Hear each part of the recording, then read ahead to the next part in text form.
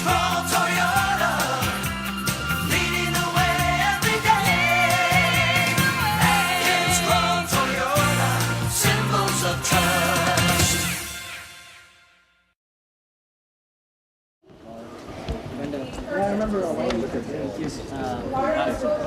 There were no theatrics involved as students from Southern High School reacted to the sights of their newly renovated Fine Arts Theater and Gymnasium today.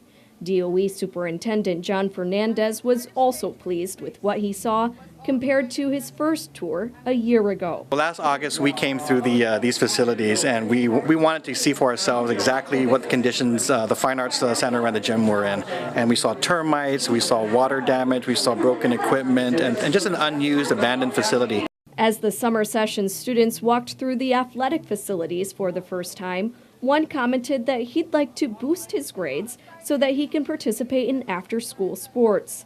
Physical education teacher Jesse Mateo, who also coaches cross-country, track, and boys basketball, says his students have performed well without their own athletic facilities, so he looks forward to seeing what they can do this year. Now we have an actual gym to use for practices and official games. You're going to have home games for once. Yeah, we're going to have home games for once. Yes, indeed. And like I said, excitement is in the air.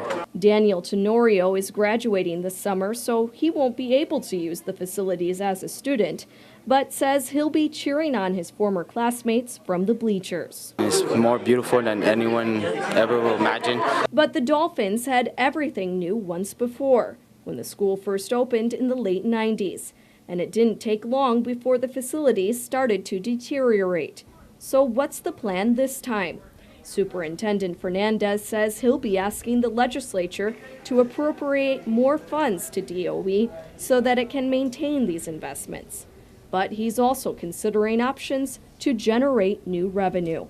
So that may take more creative thinking, but we're open. I think we have a commitment here to not repeat the mistakes of the past and really make sure that this is an asset for the long term for this school and also for the broader community.